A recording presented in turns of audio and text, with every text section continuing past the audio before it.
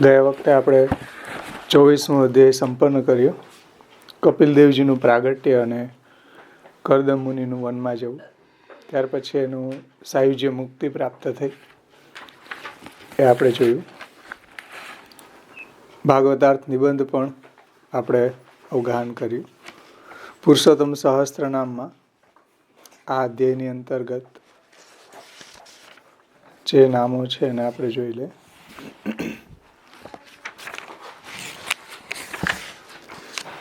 169મું નામ છે જ્ઞાન અવતાર, શાંતાત્મા, કપિલ, કાલનાશક, ત્રિગુણાધિપતિ, સાંખ્યશાસ્ત્રકર્તા, વિશારદ, સર્ગદૂષણહારી અને પુષ્ટિમોક્ષ પ્રવર્તક. આટલા નામો અહીંયા 24મા અધ્યાયની અંતર્ગત શ્રી આચાર્યજીએ મહાપ્રભુજીએ સમજાવ્યા છે. એમાં સર્વપ્રથમ જ્ઞાન અવતાર 24મા અધ્યાયમાં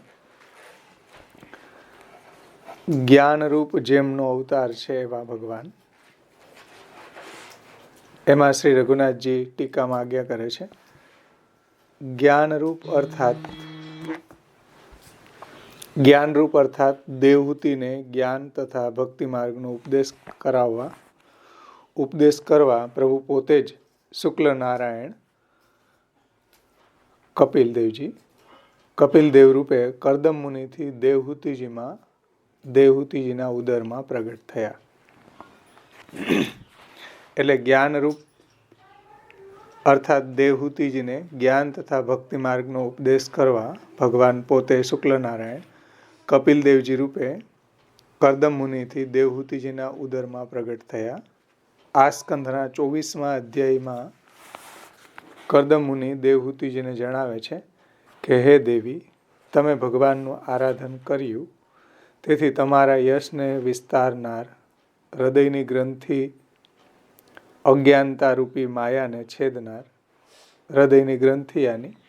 અજ્ઞાનતારૂપી માયાને છેદનાર બ્રહ્મવેતા ભગવાન નારાયણ કપિલદેવજી તમારા ઉદરથી પ્રગટ થશે. આ શ્લોક છે ત્રીજો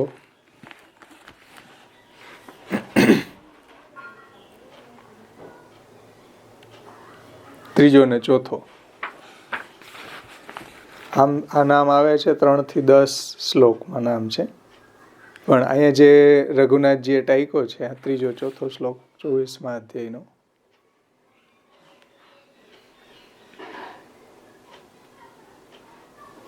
એમ દેવહૂતિજીને ભક્તિ માર્ગનો અને જ્ઞાન માર્ગનો ઉપદેશ કરવા પોતે ભગવાન શુક્લ નારાયણ કપિલ રૂપે પ્રગટ થયા. તે પ્રભુ જ્ઞાન અવતાર. એટલે આગળ જે ભગવાનનો અવતાર થયો હતો એ ક્રિયા અવતાર હતો, વરાહ ભગવાન. અને આ ભગવાન છે જ્ઞાન આપવા માટે થયો.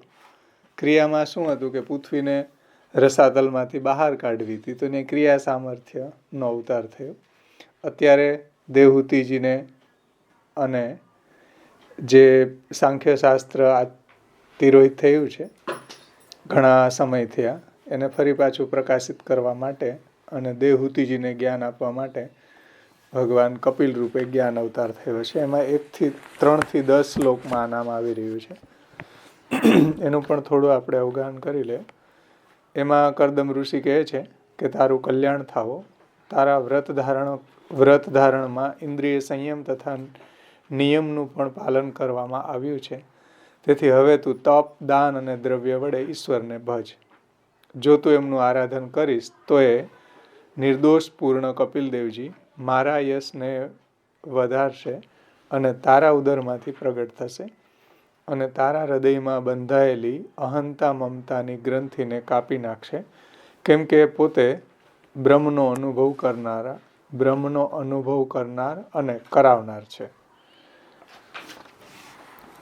ત્યારે મૈત્રેયજીએ કહ્યું કે પ્રજાપતિ કરદમનો આ સંદેશ અતિ આદરપૂર્વક તેમજ વિશ્વાસપૂર્વક સાંભળીને સર્વના મૂળરૂપ અંતર્યામી ગુરુ ભગવાનનું દેવહૂતિ ભજન કરવા લાગ્યા.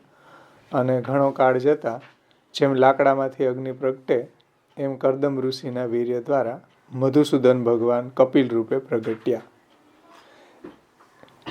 અને એ સમયે ગાઢ મેઘ વાજિંત્રના જેવા શબ્દ કરવા લાગ્યા. ગાન વડે ગંધર્વો અને નૃત્ય કરતી અપ્સરાઓ આનંદપૂર્વક કપિલદેવજીને પ્રસન્ન કરવા લાગ્યા. અને આકાશમાંથી દેવતાઓએ પુષ્પની વૃષ્ટિ કરી. દિશાઓ, જળાશયો અને મનુષ્યોના મન પણ પ્રસન્ન થયા. કર્દમનો આશ્રમ સરસ્વતીના તીર ઉપર હતો. ત્યાં ઋષિગણને લઈને બ્રહ્માજી પણ મરીચી વગેરે સાથે આવી પહોંચ્યા. તત્વ સંખ્યાને કહેવાને માટે પરબ્રહ્મ સત્વાંશથી પ્રગટ થયા છે એ વાત બ્રહ્માજી પોતે સ્વરાટ હોવાથી જાણીને ત્યાં ભગવત દર્શન માટે આવ્યા. આ રીતે ભગવાનનો જ્ઞાન અવતાર થયો. એ 3 થી 10 શ્લોકમાં શ્રી મહાપ્રભુજી આ નામ આપણને સમજાવ્યું. ત્યાર પછી શાંતાત્મા નામ છે.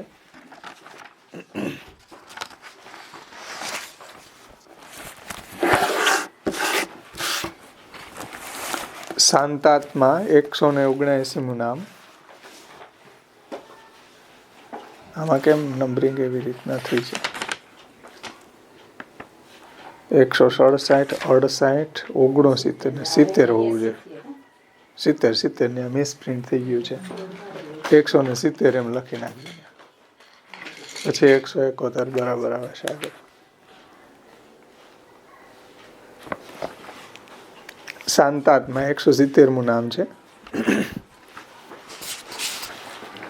શાંતાત્મા એટલે શું? શ્રી રઘુનાથજીનો અર્થ સમજાવે છે કે કામ, ક્રોધ, લોભ, મોહ, મદ, માત્સર્ય વગેરે શબ્દથી બધાને લઈ લેવા. કામ, ક્રોધ વગેરેથી રહિત શાંત સ્વરૂપવાળા એવા ભગવાન શાંતાત્માને વંદન. બીજો અર્થ રઘુનાથજી એ રીતે સમજાવે છે કે શાંત ભક્તજનોના આત્મારૂપ. મતલબ જે આવા કામ વગેરેથી રહિત છે એવા શાંત ભક્તજનોના આત્મારૂપ ભગવાન છે. અને ભગવાન પોતે પણ શાંત આત્મા છે.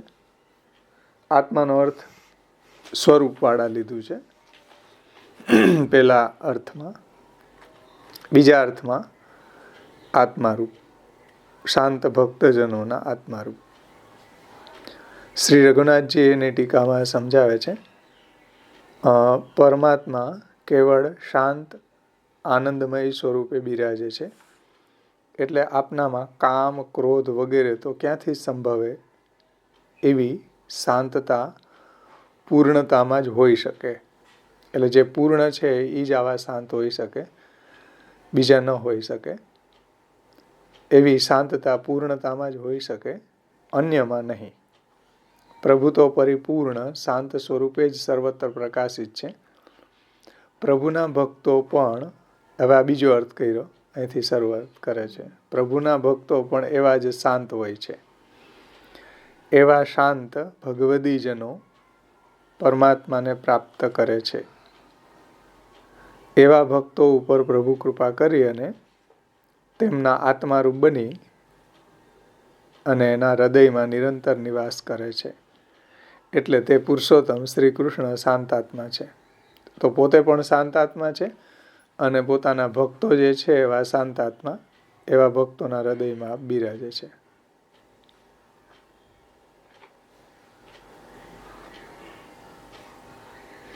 એટલે કામ, ક્રોધ વગેરે જે છે એ ભગવત સંબંધના કારણે જ્યારે થઈ રહ્યા છે, માનો કે ધ્યાયતો વિષયાન પુંસ સંગાસ્તે સુપજાયતે સંગાત સંજાયતે કામ કામાત ક્રોધોભિજાયતે ક્રોધાત ભવતી सम्मोह सम्मोहात् સ્મૃતિ વિભ્રમ સ્મૃતિભ્રંશાત બુદ્ધિનાશો બુદ્ધિનાશાત પ્રણશ્યતે. એ જે ભગવાને ગીતાજીમાં સમજાવ્યું છે એ વાત ભક્તિની સાધનામાં પણ આપણે એની પેરાફ્રેઝિંગ કરી શકીએ કે ભાઈ ભગવાનનું ધ્યાન કરવામાં આવે, ભગવાનનું શ્રવણ કીર્તન આદિ કરવામાં આવે તો ભગવાન સંબંધી કામ થાય છે. કામ યાની પ્રેમ. અને કામ અને એમાં જે કંઈ બી અવરોધ રૂપ છે કે ભગવત ભક્તિમાં જે પ્રતિબંધ રૂપ છે એના પ્રત્યે આપણને ક્રોધ પણ થાય છે. તો ભગવદ વિરોધી નામ ક્રોધો અભિજાયતે. એટલે એ ક્રોધ જે છે એ પણ એવો જે ભગવદ વિરોધી છે, ભગવદ ભજનમાં અવરોધ રૂપ છે એના પ્રત્યે થાય છે. તો જ એને છોડી શકાય. તો એ એક સંસ્કાર છે એનો. કામ, ક્રોધ, લોભ પણ જો ભગવત સંબંધી હોય તો એ પાછો ઉપયોગી પણ બની જાય છે. એમ લોભ, મોહ, મદ એ બધા પણ જો ભગવાનના કોન્ટેક્સમાં હોય, મતલબ કે ભગવાન ભક્તિ સંબંધી હોય કે એના નભાવવા માટે હોય, તો એ બધા એનો એક સંસ્કાર થઈ જતો હોય છે. તો હા, ઈ છે. પછી દ્રવ્ય વગેરે છે તો આપણે દ્રવ્ય વગેરેનું જેમ હરિરાયજી કે ભાઈ લૌકિકમાં એનો વેડફવો ન જોઈએ અને ભગવાન માટે વિનિયોગ કરવો જોઈએ, એવો લોભ તો જરૂરી છે કે એનો દુરુપયોગ ન કરવો. તો એ બહુ જરૂરી છે. જ્યાં વાપરવાનું હોય ત્યાં ન વાપરીએ, ન વાપરવું હોય ત્યાં ઢગલા કરીએ, એ મૂર્ખાઈ કહેવાય. એટલે હરિરાયજીએ પછી આમાં વિવેક ધૈર્યશ્રીની ટીકામાં પણ કોઈ કલ્યાણરાયજી, કોઈ ટીકાકારોએ આ વાત સમજાવી છે. એવી રીતના લોભ છે, ક્રોધ છે, મોહ છે, તો એ સુસંસ્કૃત બની જાય છે. જ્યારે એનો ભક્તિના એંગલથી વિનિયોગ કરવામાં આવે, કારણ કે આ બધા વસ્તુ આપણો દેહ જ્યાં સુધી પ્રાકૃત છે ત્યાં સુધી દૂર ન થાય, પણ એનો સંસ્કાર થઈ શકે એમ. એટલે એનો સંસ્કાર થઈ શકે. જેમ રોષદ્રકપાત સંપલુષ્ટ ભક્ત દ્વિટ, રોષ દ્રષ્ટિથી મહાપ્રભુજી ભક્તના દ્વેષીઓને બાળે છે, માયાવાદક કેતુલાગ્નિ. તો એ બધું જે છે એ ભગવાનના સંદર્ભમાં છે, એટલે એ સુસંસ્કૃત છે અને હોવું જોઈએ. આપણે ઊંધું કરીએ કે જ્યાં સેવા કથા છૂટતી હોય છૂટવા દઈએ, બીજે બધે. હા, એટલે આવા ક્રોધ વગેરે ઉપયોગી પણ છે એમ. શા માટે વ્યર્થ ત્યાગ અપેક્ષા ભગવત સમર્પણમ શ્રેષ્ઠ. કોઈ બી વસ્તુનો વ્યર્થ જો કે ત્યાગ તો થાય જ નથી, પણ વિનિયોગ જરૂર અત્યારે એનો આપણે કરી શકીએ, રાઈટ દિશામાં એને રાઈટ પ્રપોર્શનમાં ઉપયોગ કરી શકીએ એમ. અને ભગવાનમાં નેચરલી શાંત આત્મા છે, તો ભગવાનમાં તો સ્વાભાવિક છે કે આવા પ્રકૃતિજન્ય ગુણો ભગવાનમાં ન હોય એમ. આપણે પ્રાકૃત છીએ, જગતું ત્રિવિધમ પ્રોક્તમ, તો બધા પ્રાકૃતિથી બનેલા છીએ, એટલે પ્રકૃતિના ગુણો પણ આપણી અંદર છે. પણ એને જો આપણે સંસ્કાર કરી દે તો એ આપણને ઉપયોગી પણ થાય છે, એવું નથી. એ કીર્તનની અંદર પણ આ બધાને કામ, ક્રોધ, લોભ, મોહ, મદ, માત્સર્ય, જો એ બધા ચોર મેસે ભવ ભયે સાહુકાર, એટલે એ બધા ચોર જેવા હતા. લૌકિકમાં જો વાપરીએ તો એવા છે, પણ જો એ સાહુકાર થઈ જાય, જો ભગવાનની ભક્તિમાં એનો વિનિયોગ કરીએ તો એ સાહુકાર એટલે રાજા બની જાય બધા, એટલે એનો સંસ્કાર થઈ જાય. એટલે અહીંયા શ્રી રઘુનાથજી કહે છે કે એવા જે શાંતાત્મા ભગવત ભક્તો છે એના હૃદયમાં આપ બિરાજે છે, અને પોતે તો શાંતાત્મા છે જ. 170 અને 171મું નામ બે સાથે જ લેવાના છે, કારણ કે શાંતાત્મા કોણ છે તો કે કપિલ, એટલે એ બે નામને સાથે લીધા છે. 171મું નામ છે કપિલ. કપિલનો અર્થ શ્રી રઘુનાથજી કરે છે, કપિલ એટલે કપિલ વર્ણવાળા, દેવહૂતિજીના પુત્ર શ્રી કપિલ ભગવાન, એક અર્થ લીધો કપિલ વર્ણવાળા. બીજો અર્થ લે છે એટલે લાલ, સફેદ ને પીળા, આ ત્રણેયનું મિક્સ થાય ને ચિતકબરા એવો, એવા એને કપિલ વર્ણ કહેવાય. કપિલા ગાય પણ હોય, એની અંદર 2-3 રંગ હોય. આંખો એની હોય તો ભૂરી હોય, એનો શરીરમાં પાછો બીજો રંગ હોય. એવી રીતના કપિલા ગાય કહેવાય, સુવર્ણ કપિલા ગાયનું નામ. એવી એક જાત છે, અહીંયા છે ગાય હમણાં વિયાણી, સુવર્ણ કપિલા, એનું વાછડું એવું જ આવ્યું. એટલે 2-3 કંઈક રંગ, લાલ, ધોળા, પીળા, એવું ટીકામાં રઘુનાથજીએ સમજાવ્યું છે. કપિલ વર્ણવાળા દેવહૂતિજીના પુત્ર શ્રી કપિલ ભગવાનને વંદન. પછી બીજો અર્થ કરે છે એનો વ્યુત્પત્તિ કરીને, કપિલ. તો ક એટલે જળ, પી એટલે એને પીનાર, અને લ એટલે ધારણ કરનાર. એનું તાત્પર્ય એ થાય કે જળને શોષણ કરીને ધારણ કરનાર, એવા કિરણોવાળા સૂર્ય તે રૂપ ભગવાન. હવે જળનું શોષણ કરીને ધારણ કોણ કરે? તો કે સૂર્ય. જળ હોય જ્યાં બી તમે જુઓ થોડેક દિવસમાં સુકાઈ જાય બધું. એ ક્યાંથી સુકાઈ ગયું? કારણ કે જળનું શોષણ થઈ જાય. તો એ જળનું શોષણ કરે એટલે ક એટલે જલ, પી એટલે એને શોષણ કરનાર, પીનાર, અને લ એટલે એને ધારણ કરનાર. તો જે જલને શોષણ કરી એને ધારણ કરે એવું કોણ હોય? તો કે સૂર્ય. એટલે સૂર્ય સમાન, સૂર્યના એવા કિરણોવાળા સૂર્ય એ રૂપ ભગવાન છે. એ રીતે એને એક એક શબ્દ છૂટો પાડીને અર્થ કર્યો. ત્રીજો અર્થ રઘુનાથજી કરે છે શ્રેષ્ઠ. કપિલનો અર્થ થાય શ્રેષ્ઠ ભક્તોને અનુગ્રહ કરનાર. શ્રેષ્ઠ ભક્તો ઉપર અનુગ્રહ કરનારા એવા પ્રભુ છે. 3 અર્થ રઘુનાથજીએ સમજાવ્યા છે. એમાં ટીકામાં પણ રઘુનાથજી 3 અર્થો સમજાવે છે. એમાં પહેલો અર્થ, દેવહૂતિજીના પુત્ર રૂપે પ્રગટેલા ભગવાનનો કપિલ એટલે કે લાલ, ધોળા અને પીળા એ રંગથી મિશ્ર વર્ણ હતો. એને કપિલ કહેવાય. જેથી સર્વજનો એમને કપિલ દેવજી કહે છે. એ કપિલ રૂપે આપ પ્રભુ છે. એ કપિલ રૂપે આપ પ્રભુ જ છે. આ પહેલો અર્થ, કપિલ વર્ણવાળા અને દેવહૂતિજીના પુત્ર રૂપે આપ પ્રગટા છે. બીજો અર્થ કરે છે કિરણો વડે જલનું શોષણ કરનાર સૂર્ય છે. એવી શ્રુતિમાં એમ કહ્યું છે કે સૂર્યો મરીચિભ્ય આદતે ભુવનમ સર્વભુવનાદધિતિ. સૂર્ય કિરણો વડે સર્વ ભુવનોમાંથી જલને ગ્રહણ કરી લે છે. એટલે સૂર્યમાં એવી તાકાત છે કે બધી જગ્યાએથી જલને ગ્રહણ કરી લે, શોષી લે. એવો સૂર્ય કોઈ અન્ય નથી, પણ પોતે પ્રભુ જ સૂર્ય રૂપે છે. એટલે એવા સૂર્ય રૂપ તો અહીંયા પ્રભુ પોતે જ છે એવું તાત્પર્ય છે. અને ગીતાજીમાં પણ પ્રભુ આજ્ઞા કરે છે કે જ્યોતિષામ રવિ અંશુમાન. તેજસ્વી વસ્તુઓમાં હું કિરણોવાળો રવિ એટલે કે સૂર્ય છું. જ્યોતિષામ રવિ અંશુમાન. અંશુમાન યાની સૂર્ય, રવિ અંશુમાન. તો તેજસ્વી વસ્તુઓમાં હું કિરણોવાળો સૂર્ય છું. આ ભગવાને વિભૂતિ યોગમાં સમજાવ્યું છે.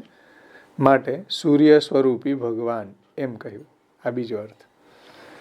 પહેલો અર્થ કપિલ વર્ણવાળા. બીજો અર્થ એને વ્યુત્પત્તિ કરી એક એક શબ્દને છૂટો પાડીને કર્યો એટલે સૂર્ય થયો એમ. એટલે સૂર્યરૂપ ભગવાન એમ. ત્રીજો અર્થ કર્યો છે શ્રેષ્ઠ ભક્તો ઉપર અનુગ્રહ કરનારા એવા પ્રભુ.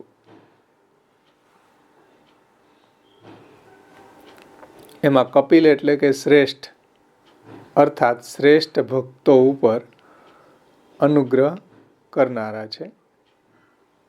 મહાભારતમાં જણાવ્યું છે કે કપિર વરાહ શ્રેષ્ઠશ્ચ ધર્મશ્ચ વૃષ ઉચ્યતે તસ્માદૃષા કપિ પ્રાહ કશ્યપો મામ પ્રજાપતિ. કપિ, વરાહ શ્રેષ્ઠ અને ધર્મને વૃષ કહેવાય છે. કપિ, વરાહ શ્રેષ્ઠ અને ધર્મને વૃષ કહેવાય છે. તેથી કશ્યપ મુનિ મને વૃષા કપિ કહે છે એવું ત્યાં મહાભારતમાં કહ્યું છે. અહીં કપિનો અર્થ શ્રેષ્ઠ પણ જણાવેલો છે. કપિલ, તો કપિલ એટલે કે શ્રેષ્ઠ ભક્તોને ઉપર અનુગ્રહ કરનારા. અહીં કપિનો અર્થ શ્રેષ્ઠ પણ જણાવેલો છે. માટે શ્રેષ્ઠ ભક્ત ઉપર અનુગ્રહ કરનાર એવા ભગવાન કપિલદેવજી છે એમ કહ્યું. આ રીતે 3 અર્થો અહીંયા લીધા છે. શાંતાત્મા અને કપિલ એ 2 નામો છે 16, 17, 18 ને 19 એ શ્લોકોની અંદર આ નામો આવી રહ્યા છે. એમાં 16મા શ્લોકની અંદર આપણે જોઈએ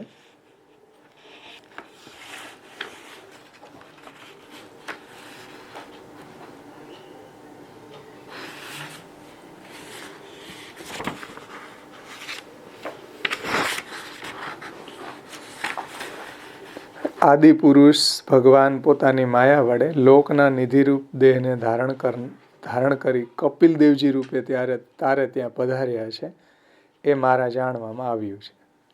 એટલે કીધું ને કપિલ વર્ણવાળા દેવહૂતિજીના પુત્ર તરીકે શ્રી કપિલ ભગવાન. હે મનુની પુત્રી, સોના જેવા કેશવાળા આ કપિલનું વર્ણન આવે.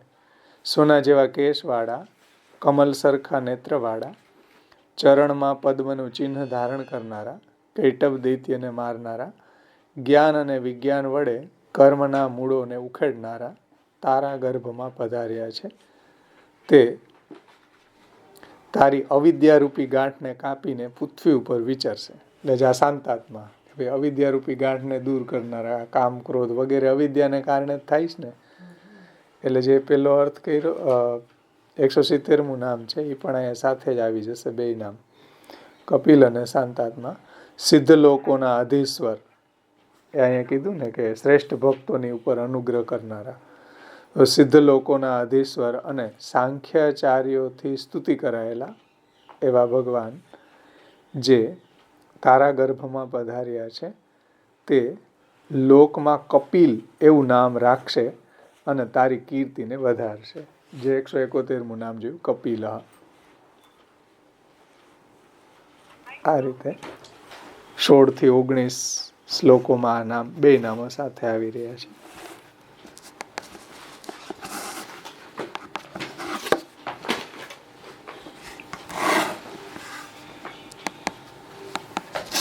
આગળનું નામ લે કાલનાશક.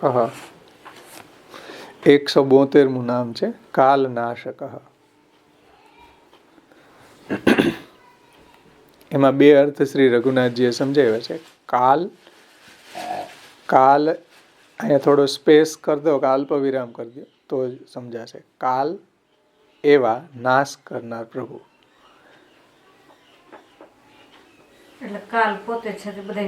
કાલ રૂપ એવા નાશ કરનાર પ્રભુ એમ કરી દો ને તો સમજાઈ જશે. કાલ રૂપ એવા નાશ કરનાર પ્રભુ એમ.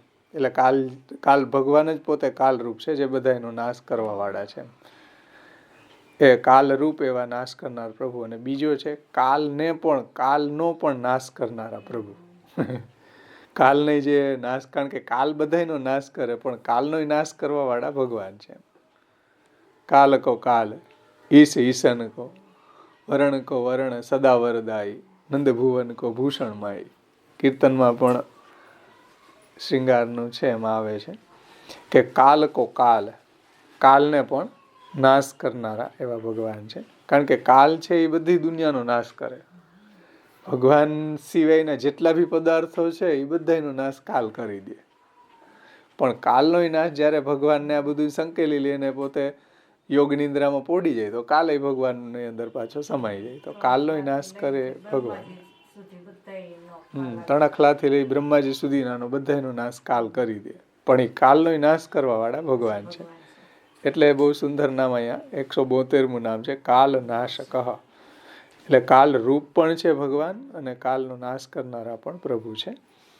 શ્રી રઘુનાથજી એની ટીકામાં આજ્ઞા કરે છે, પરમાત્મા ક્ષર અને અક્ષર વગેરેથી પર છે, અક્ષરાતીત છે, કાલથી આરંભી અને સર્વ જગતનો ક્ષર તથા અક્ષરમાં સમાવેશ થાય છે. એટલે કાલથી આરંભી સર્વ જગતનો ક્ષર તથા અક્ષરમાં સમાવેશ થાય છે. એટલે બધાનો સમાવેશ જગતમાં થાય. અને આ જગત સહિત બધા કાલ, કર્મ, પ્રકૃતિ, પુરુષ આ બધાનો સમાવેશ અક્ષરમાં થાય. અને ભગવાન કેવા છે? ક્ષર અને અક્ષરથી પરે છે. યસ્માત ક્ષરમ હતી તો હું અક્ષરાદપી ચોત્તમ અતોસ્મી લોકે વેદે છે પ્રથિત પુરુષોત્તમ. જે ભગવાન ગીતાજીમાં આજ્ઞા કરે છે. તો આ ક્ષર અક્ષર વગેરેથી પર છે, એને અહીંયા સમજાયું છે. અક્ષરાતીત છે, કાલથી આરંભી સર્વ જગતનો ક્ષર તથા અક્ષરમાં સમાવેશ થાય છે. કાલથી આરંભીને સર્વ જગતનો ક્ષરમાં તથા અક્ષરમાં સમાવેશ થાય છે.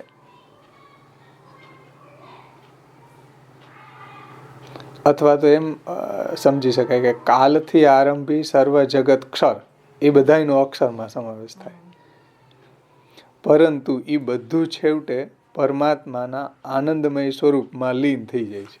અને છેલ્લે જ્યારે પ્રભુને આ બધું લય કરવું હોય ત્યારે અક્ષર એ ભગવાનના ચરણરૂપ થઈ જાય પાછું એમ. એટલે આ અક્ષર છે એ અક્ષરમાં સમાઈ જાય, અક્ષર છે એ ભગવાનના ચરણમાં સમાઈ જાય. પરંતુ એ બધું છેવટે તો પરમાત્માના આનંદમય સ્વરૂપમાં લીન થઈ જાય છે. તેથી સર્વના કાલ એટલે કે નાશ કરનારા પ્રભુ છે. આ પહેલું નામ, પહેલો અર્થ સમજાયો. તેથી સર્વના કાલ એટલે કે બધાયનો નાશ કરનારા પ્રભુ છે. કારણ કે છેલ્લે ભગવાન બધું પોતાની અંદર પરમાત્મા આનંદમય સ્વરૂપમાં લીન કરી દે, બધાને ખતમ કરી દે. સર્વના કાલ એટલે કે નાશ કરનાર પ્રભુ છે, એ પહેલો અર્થ લીધો. બીજો અર્થ સમજાવે છે શ્રી રઘુનાથજી કે કાલને પણ, કાલનો નાશ કરનાર. હવે કાલ તો બધાનો નાશ કરી દે, પણ કાલનો પણ નાશ પ્રભુ કરવા વાળા છે. વળી જ્યારે સર્વથી પર પરમાત્મા છે તો કાલ પુરુષથી પણ તે પર જ છે. એટલે કે સર્વનું મૃત્યુ કરનાર એવા કાલ પુરુષનો પણ નાશ, સર્વનું મૃત્યુ કરનાર કાલ પુરુષ અને કાલ પુરુષનો પણ નાશ કરનાર પોતે ભગવાન છે. અને કાલ એ ભગવાનની ચેષ્ટા છે. ચેષ્ટામાં આહુ ચેષ્ટતે યસ્ય વિશ્વમ. ભગવાન ખાલી ચેષ્ટા કરે તો આ બધું વિશ્વ જે છે એ એમાં કાલનું પ્રવર્તન થઈ જાય. બધું એની ભ્રુકુટી રૂપ છે, ભગવાનની ભ્રુકુટી છે કાલ. અને ભગવાનનો અનુચર પણ છે, ભગવાનનો ખવાસ છે. કાલ બહુ ખાસ છે, એનો સેવક, મોટો સેવક છે. કારણ કે બ્રહ્માજી જેવા નહીં ઢસડી જાય, તણખલાથી લઈને બ્રહ્માજી જેવાનો લય કરી દે એવો એ કાલ છે. પણ એ કાલનો પણ નાશ પ્રભુ કરે છે. જ્યારે પ્રભુને આ બધું સંકેલી લેવું હોય ત્યારે બધું પોતાનામાં સમાવી લે ત્યારે કાલ પણ એમાં સમાઈ જાય છે. તો એવા કાલ પુરુષનો પણ નાશ કરનારા પ્રભુ છે. એટલે કાલાત્મા 172 અને 173મું નામ એ પણ સાથે જ લેવાના છે. કારણ કે જેમ કાલાત્મા છે એમ ત્રિગુણાધિપતિ છે, અને ત્રિગુણ જે છે એમાં કાલ ક્ષોભ કર્યો ત્યારે આ બધું ઉત્પન્ન થયું છે. એટલે આ બે નામો એકબીજા સાથે સંકળાયેલા છે. 172, 173મું નામ ત્રિગુણાધિપતિ.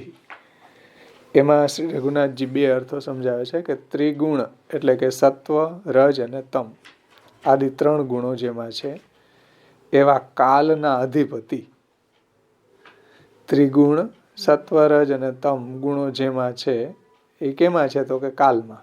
કારણ કે કાલની અંદર આ પ્રકૃતિ વગેરે બધું કાલની અંદરમાં છે ને. કારણ કે કાલ એમાં પ્રવેશ્યો.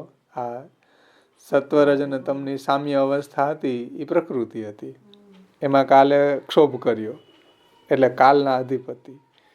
એટલે સત્વ આદિ 3 ગુણો જેમાં છે એવા કાલના, કાલની અંદર આ સત્વ આદિ ગુણો છે અને એના અધિપતિ, એના નિયામક ભગવાન છે. ત્રિગુણાધિપતિ, 3 ગુણોના અધિપતિ. પછી બીજો અર્થ રઘુનાથજી કરે છે આધિદૈવિક રૂપવાન.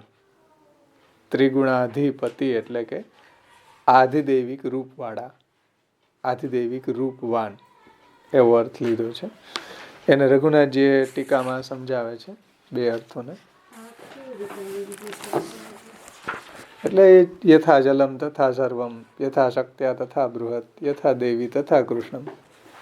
જેમ કૃષ્ણ આધિદૈવિક રૂપ છે ને, જગત ભૌતિક રૂપ છે, અક્ષર એનું આધ્યાત્મિક છે અને ભગવાન એનું આધિદૈવિક રૂપ છે.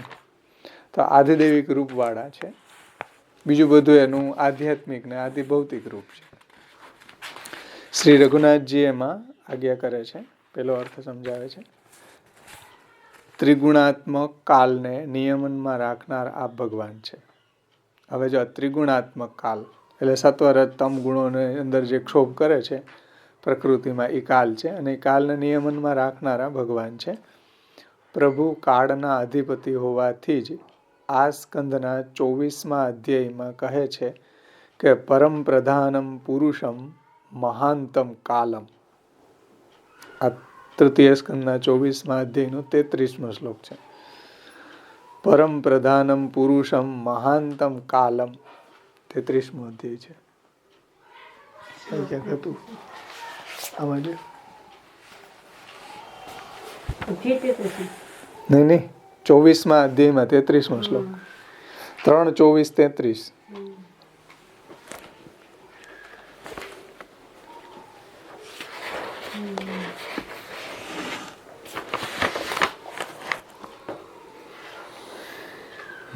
તેત્રીસમો. પરમ પ્રધાનમ પુરુષમ મહાંતમ કાલમ. પરમ પુરુષ સર્વમાં પ્રધાન મહાન કાલ એવા કપિલ ભગવાનને હું શરણે જાઉં છું. એવું ત્યાં 33મા શ્લોકમાં કહ્યું છે. કર્દમ ઋષિ ભગવાનની સ્તુતિમાં પરમ પુરુષ સર્વમાં પ્રધાન મહાન કાલ એવા કપિલ ભગવાનને હું શરણે જાઉં છું. અહીં કાલના પણ કાલ એટલે કે મહાન કાલ રૂપ એમ ભગવાનને જ કહેલા છે. માટે જ પોતે ત્રિગુણાત્મક કાલના નિયામક છે. એટલે આ ત્રિગુણાત્મક જે છે સત્વ, રજ અને તમ, કારણ કે એ બધું એનાથી જ આ બધું બનેલું છે, તો એને કંટ્રોલ કરનારો કાલ છે. ટૂંકમાં બધા પદાર્થો જે ત્રિવિધ જગતું ત્રિવિધમ પ્રોક્તમ છે એ બધાને કંટ્રોલ કરનારો કાલ છે. એટલે ત્રિગુણાધિપતિ એ ત્રણેય ગુણોના અધિપતિ છે. એટલે કાલના અધિપતિ છે, નિયામક છે.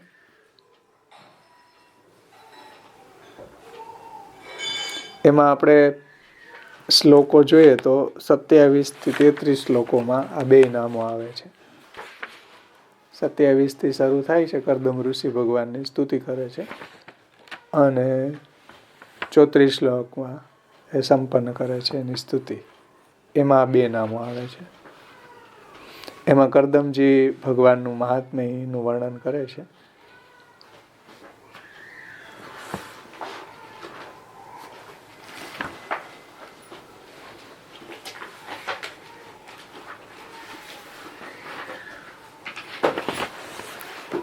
એમાં 32-33 શ્લોકમાં કહે છે કે વિદ્વાન પુરુષો તત્વજ્ઞાન પ્રાપ્ત કરવાની ઈચ્છાથી આપના ચરણના આસનને સદા નમન કર્યા કરે છે. આપ ઐશ્વર્ય, વૈરાગ્ય, યશ, જ્ઞાન, વીર્ય અને લક્ષ્મી એ 6 ભગથી એટલે ગુણોથી પૂર્ણ છો. હું આપને શરણે છું. કર્દમ ઋષિ કહે છે. અક્ષર પ્રકૃતિ એના અધિષ્ઠાતા, અક્ષર પ્રકૃતિ તેના અધિષ્ઠાતા પુરુષ, મહતત્વ કાલ આવ્યો ને, કાલ, મહતત્વના અભિમાની બ્રહ્મા, અહંકાર એ બધા દેવો તથા પોતાના જ્ઞાનથી જેમનામાં પ્રપંચની ઉત્પત્તિ થયેલી છે એવા સ્વચ્છંદ શક્તિવાળા આપને હું વંદન કરું છું. જે અહીંયા સમજાયું છે કે કાલ નાશક અને ત્રિગુણાધિપતિ.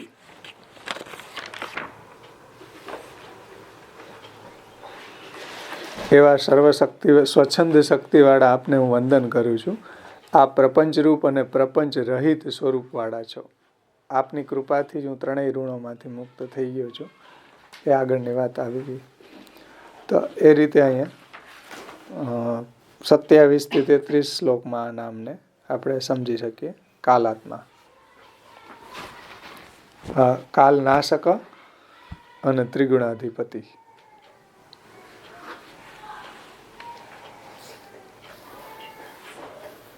એટલે આમાં આવ્યું ને પ્રકૃતિ અને એના અધિષ્ઠાતા પુરુષ એ બધાના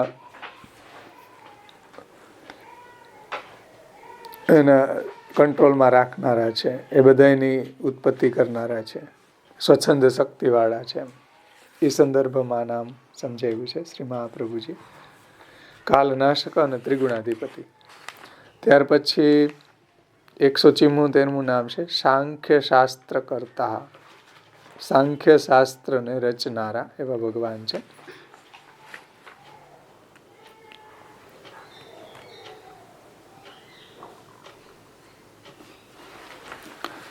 એની ટીકામાં શ્રી રઘુનાથજી આજ્ઞા કરે છે.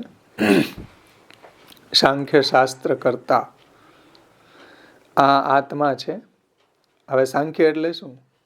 આ આત્મા છે અને આ અનાત્મા છે એમ વિવેક દર્શાવનાર શાસ્ત્રને સાંખ્ય શાસ્ત્ર કહેવાય. આત્મ અનાત્મ વિવેક એનું નામ સાંખ્ય શાસ્ત્ર.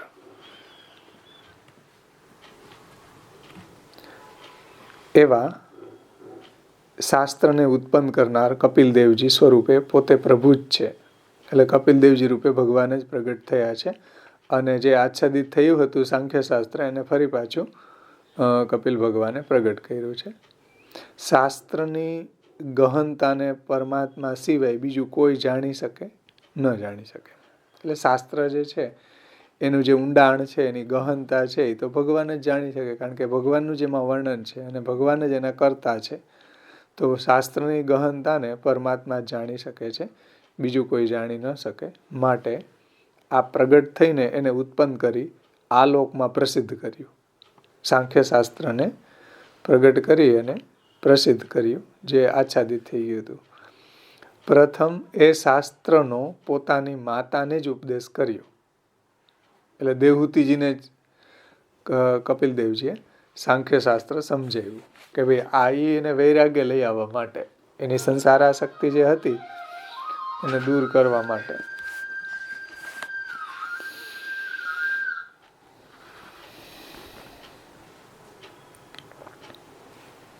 પ્રથમ શાસ્ત્રનો પોતાની માતાને જ ઉપદેશ કર્યો. આ સ્કંદના 24મા અધ્યાયમાં પોતે આજ્ઞા કરે છે. એ આમાં શ્લોક 40મો છે. સર્વે કર્મોને શાંત કરનારી આધ્યાત્મિકી વિદ્યા મારી માતાને આપીશ, જેથી તે સર્વ ભયથી મુક્ત થશે. અહીં માતાને આધ્યાત્મિક વિદ્યાનો ઉપદેશ કરવાનું સ્પષ્ટ આપ જ જણાવે છે. માટે તેવા આધ્યાત્મિક વિદ્યારૂપ સાંખ્ય શાસ્ત્રને પ્રગટ કરનારા એવા ભગવાન છે. એ 40મા શ્લોકમાં આપ્યું જ છે. 40મો શ્લોક અહીં રઘુનાથજીએ ટાંક્યો જ છે. એટલે સાંખ્ય શાસ્ત્ર કરતા, સાંખ્ય શાસ્ત્ર જે આચ્છાદિત થઈ ગયું હતું ઘણા વર્ષોથી, એને ફરી પાછું કપિલદેવજીએ પ્રગટ કર્યું. અને એનો વર્ણ વિષય શું છે? નિત્યાનિત્ય વસ્તુ વિવેક સાંખ્ય. એટલે આત્મા છે એ નિત્ય છે અને એના સિવાયનું બધું છે એ અનિત્ય છે. એટલા માટે બીજા બધા જે અનિત્ય પદાર્થો છે એમાંથી વૈરાગ્ય કેળવવું જોઈએ. એ સાંખ્યનો મેસેજ છે. ત્યાર પછીનું નામ છે, આ નામ આમ તો 3 નામ અહીંયા સાથે જ આવશે, 174, 175 અને 176 નામ. એ ત્રણેય નામો એ 35 થી 40 શ્લોકમાં સાથે જ લેવાના છે. 40મો શ્લોક તો રઘુનાથજી અહીં આપી દીધો છે, પણ આગળના જે નામો છે એ પણ આગળ 35 થી 40 ત્રણેય નામો આવશે. વિશારદ અને સર્ગદૂષણહારી. એમાં 175મું નામ છે વિશારદ. વિશારદનો અર્થ થાય શાસ્ત્રમાં નિપુણ. જે નિપુણ હોય એને વિશારદ કહેવાય. મહાપ્રભુજીનું નામ છે ને નય વિશારદ. તો વિશારદ છે, શાસ્ત્રમાં નિપુણ છે. બીજો અર્થ કરે છે રઘુનાથજી, ભક્તોના અજ્ઞાનને દૂર કરી અને સંસારથી મુક્ત કરનારા એવા વિશારદ. વિશારદનો બીજો અર્થ એવો થાય કે છિન્ન ભિન્ન કરી દેવા વાળા. પણ શું છિન્ન ભિન્ન કરી દે? તો કે ભક્તોના અજ્ઞાનને દૂર કરી અને એના સંસારને, એના અજ્ઞાનને છિન્ન ભિન્ન કરી દે અને એને મુક્તિ આપે એવા વિશારદ. રઘુનાથજીએ એને સમજાવ્યું છે ટીકામાં કે સકલ શાસ્ત્રોને પ્રગટ કરનાર સર્વ વિદ્વાનોના અધિપતિ સ્વામી પરમાત્મા, સર્વશાસ્ત્રમાં નિપુણ એટલે કે ચતુર હોય એમાં તો શું આશ્ચર્ય. એ બધા શાસ્ત્રો જે છે એ ભગવાનની આજ્ઞાથી પ્રગટ થયા છે, ભગવાનની પ્રેરણાથી પ્રગટ થયા છે. જે બી ઋષિમુનિઓએ, આચાર્યોએ શાસ્ત્રો પ્રગટ કર્યા એ બધા ભગવાનની પ્રેરણાથી પ્રગટ કર્યા છે.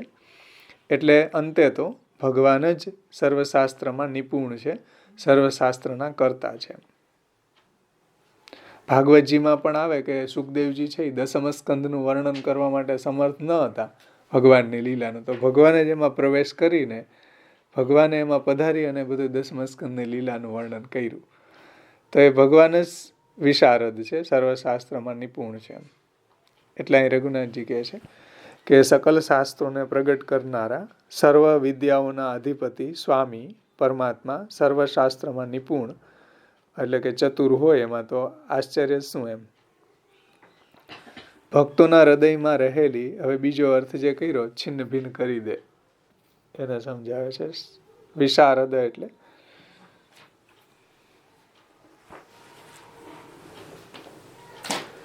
વિશાર. વિશારનો અર્થ થાય છિન્ન ભિન્ન કરવું. અને દહ એટલે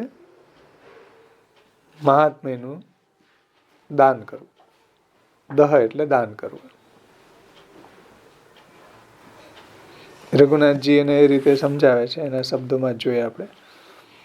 ભક્તોના હૃદયમાં રહેલી અજ્ઞાનતા રૂપી ગ્રંથિને, બંધનને તોડીને એના અંતઃકરણમાં પોતે પ્રકાશ પામી સંસારથી મુક્ત કરનાર, એટલે કે પોતાના ચરણનું શરણ એટલે કે આશ્રય પ્રાપ્ત કરાવનારા પ્રભુ છે.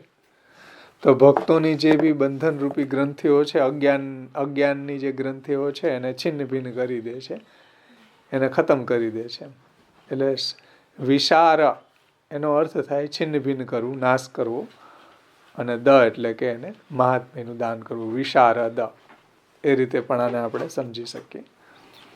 બીજો અર્થ રઘુનાથજી એ રીતે સમજાવ્યો છે. તો ભક્તોની બધી અજ્ઞાનતા રૂપી ગ્રંથિને, બંધનને તોડી એમના અંતઃકરણમાં પોતે પ્રકાશ પામી સંસારથી મુક્ત કરનાર, એટલે કે પોતાના ચરણનું શરણ એટલે કે આશ્રય પ્રાપ્ત કરાવનારા પ્રભુ છે. તેથી શ્રીમદ ભગવદ્ ગીતાજીમાં શ્રી મુખથી આપ આજ્ઞા કરે છે કે મિદ્યતે હૃદય ગ્રંથિ છિદ્યતે સર્વ સંશય. એમ બી ભીદ્યતે હોવું છે. ભીદ્યતે હૃદય ગ્રંથિ છિદ્યંતે સર્વ સંશય. પરમાત્માના સ્વરૂપનો પ્રકાશ અંતઃકરણમાં થવાથી હૃદયની અજ્ઞાન રૂપી ગ્રંથિ ભેદાઈ જાય છે. ભીદ્યતે હૃદય ગ્રંથિ એટલે હૃદયની બધી ગ્રંથિઓ જે છે એ ભેદાઈ જાય છે જ્યારે પ્રભુ હૃદયમાં પ્રગટ થાય ત્યારે. એટલે અજ્ઞાન રૂપી જે ગ્રંથિઓ છે એ બધી દૂર થઈ જાય છે, છિન્ન ભિન્ન થઈ જાય છે, નાશ થઈ જાય છે. પરમાત્મા સ્વરૂપનો પ્રકાશ અંતઃકરણમાં થવાથી હૃદયની અજ્ઞાનતા રૂપી ગ્રંથિ ભેદાય છે એમ, અને સર્વ સંશયો છેદાઈ જાય છે. એટલે અહીં કીધું કે છિદ્યંતે સર્વ સંશયાત. સર્વ સંશય ભિદ્યતે હૃદય ગ્રંથિ. હૃદયની ગ્રંથિઓ એટલે ગાંઠો, અજ્ઞાન રૂપી ગ્રંથિઓ ભેદાઈ જાય છે, અને ભક્ત છે એ સર્વ સંશયો, ભક્તના સર્વ સંશયો પણ નાશ પામે છે.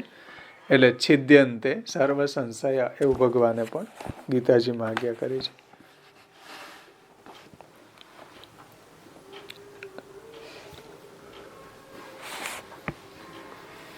એટલે આ બીજો અર્થ સમજાવ્યો. વિષાદ, વિશાર એટલે છિન્ન ભિન્ન કરી દેવું, છેદી નાખવું. અને દહ એટલે એને મહાત્મ્ય જ્ઞાન પ્રદાન કરવું. પ્રભુ જેમના હૃદય મંદિરમાં પ્રકાશ પામે છે તેમને સંદેહ ક્યાંથી રહે? પરમાત્મા જેમને ઉપદેશ દાતા છે તે ભગવદીજનો શંકા ક્લેશોથી રહિત બની અને પ્રભુપદને પ્રાપ્ત કરે છે. એમાં કંઈ પણ આશ્ચર્ય નથી.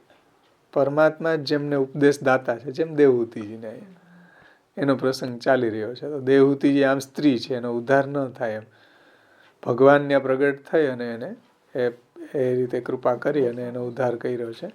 સાંખ્ય શાસ્ત્ર સમજાવ્યું, જ્ઞાન સમજાવ્યું, ભક્તિ સમજાવી, યોગ સમજાવ્યો. તો પરમાત્મા જેમને ઉપદેશ દાતા હોય એ ભગવદીજનો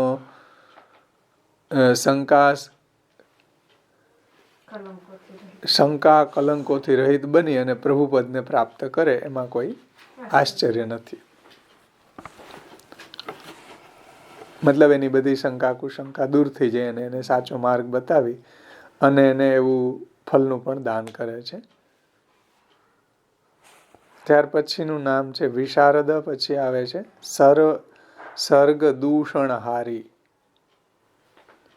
વિશારદમાં બે અર્થ છે. શાસ્ત્રમાં નિપુણ છે અને ભક્તોના અજ્ઞાનને પણ દૂર કરી અને સંસારમાંથી મુક્ત કરે. મતલબ ભક્તોના અજ્ઞાનને દૂર કરે છે શાસ્ત્ર દ્વારા.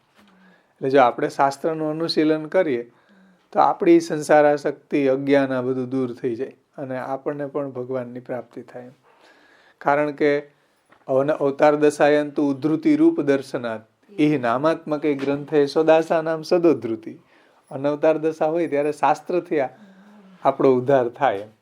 શાસ્ત્ર દ્વારા જો આપણે પ્રભુના સ્વરૂપને સમજીએ, શાસ્ત્ર દ્વારા પ્રભુનું મહાત્મ્યને સમજીએ તો આપણી ભિદ્યતે હૃદય ગ્રંથિ છિદ્યંતે સર્વ સંશયાત, તો આપણી હૃદય ગ્રંથિ છેદાય. નહીંતર તો અજ્ઞાનમાં જ જીવીએ આખી જિંદગી, અજ્ઞાનમાં જ વહી જાય. અજ્ઞશ્ચ અશ્રદ્ધાનશ્ચ સંશયાત્મા વિનશ્યતિ, એનો નાશ જ થાય.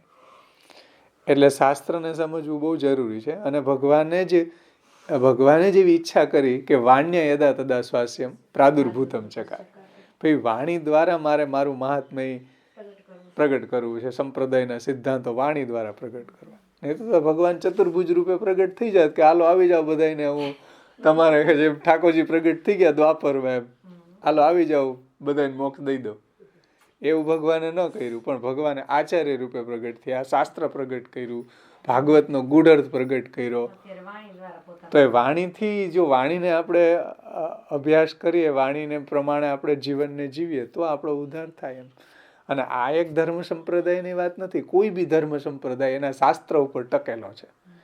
એ પછી ક્રિશ્ચિયાનિટી હોય કે ઇસ્લામ હોય કે જે બી ધર્મ છે, એ બધાનો આધાર એનું શાસ્ત્ર હોય. શાસ્ત્ર વગર કોઈ ધર્મ ન હોય. બધાના ધર્મ સંપ્રદાયોના મૂળિયા શાસ્ત્રમાં હોય. એટલે ઈ જો ન પકડવામાં આવે તો પછી બધાનો નાશ થાય. એટલે ભાગવતમાં પણ કીધું છે કે આચાર્યો પધારી જાય પણ શાસ્ત્ર રૂપી નૌકા અહીંયા બીજા ભક્તોના ઉદ્ધાર માટે છોડતા જાય. એટલે શાસ્ત્રને આપણે અડીએ જ નહીં તો પછી ઉદ્ધાર ન થાય. શાસ્ત્ર પ્રમાણે જીવન જીવવું જોઈએ. તો આપણે શાસ્ત્રને વાંચ્યું કહેવાય ને. ખાલી વાંચ્યું એટલે એનો મતલબ કઈ વાંચીને નાખી દીધું, મૂકી દીધું એમ નહીં. શાસ્ત્ર પ્રમાણે આપણું જીવન જરૂર છે. કારણ કે શાસ્ત્ર આપણને એ પ્રેક્ટિકલ કેમ આપણે લાઈફમાં એને જીવવું એ સમજાવે છે. એટલે એ બહુ જરૂરી છે.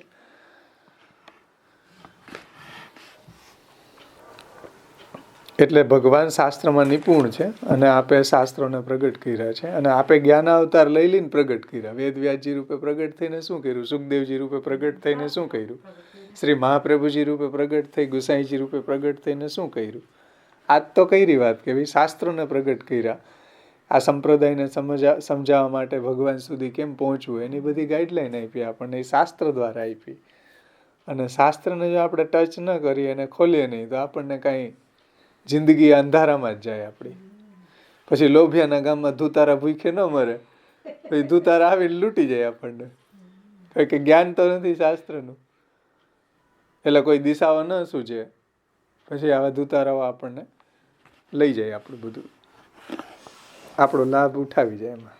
પણ જો શાસ્ત્રનું અવગાહન કર્યું હોય તો આપણે સીધા ભગવાનની દિશામાં, મહાપ્રભુજીની દિશામાં, ગુસાઈજીએ જે રીતે આપણને પ્રભુ પ્રાપ્તિનો ઉપાય સમજાવ્યો છે એ રીતે આપણે ચાલી શકીએ. એટલે શ્રી મહાપ્રભુજીએ નિબંધમાં આજ્ઞા કરી શાસ્ત્રમ અવગત્યમ મનોવાગ્દેહ કૃષ્ણ સેવ્ય, કે ભાઈ પહેલા શાસ્ત્રને સમજીને, જાણીને, સારી રીતે આચરણમાં મૂકીને પછી મન વાણી દેહથી કૃષ્ણની સેવા કરવી જોઈએ. એટલે ભગવાન શાસ્ત્રમાં નિપુણ છે તો આપણે શું કરવું? આપણે એ શાસ્ત્રનું અનુશીલન કરવું જોઈએ, એનું અવગાહન કરવું, એને વાંચવું જોઈએ, એનું સ્વાધ્યાય કરવું જોઈએ. કારણ કે ભગવાને પ્રગટ કરેલા, એ ભગવાને કોના માટે પ્રગટ કર્યા? શાસ્ત્રો બધાય. કે વ્રજભક્તો માટે નથી કર્યા. વ્રજભક્તો માટે પોતે જ હતા પ્રગટ, એનો ઉદ્ધાર કરવા માટે. શાસ્ત્ર બધાય આપણા માટે પ્રગટ કર્યા. અને આપણે જો શાસ્ત્રને ખોલીએ નહીં તો પછી વૃથા તજન્મ ભૂતલે. હરિરાયજી કહે ને કે નચ દ્રષ્ટા સુબોધિની ના રાધો રાધિકા નાથ વૃથા તજન્મ ભૂતલે. એનો આ જન્મ એ ભૂતલ ઉપર વૃથા છે. એટલે આપશ્રી આજ્ઞા કરે છે કે શાસ્ત્રમાં નિપુણ છે પ્રભુ, અને ભક્તોના અજ્ઞાનને શાસ્ત્ર દ્વારા દૂર કરે છે અને એને સંસાર આસક્તિને છોડાવે છે. એટલે દ્વારકેશલાલજીએ જે ષોડશ ગ્રંથ મહાત્મ્યમાં સમજાવ્યું છે કે ભક્તોને માટે બે જ કર્તવ્ય છે, એક ભગવત સેવા અને એક તદગ્રંથાનાંચ પાઠનમ. એના ગ્રંથોનો પાઠ એને આપણે જીવનમાં ઉતારવા, એનું સ્વાધ્યાય કરવું. દૈવે કર્તવ્યમેવ હિ સેવનમ શ્રી વ્રજેશસ્ય તદગ્રંથાનાંચ પાઠનમ. વ્રજેશની સેવા અને એના ગ્રંથોનું પાઠ કરવું જોઈએ. અને અનવતાર દશાની અંદર મહાપ્રભુજીની વાણી જ આપણા માટે એ ભગવાન સુધી લઈ જનારી છે.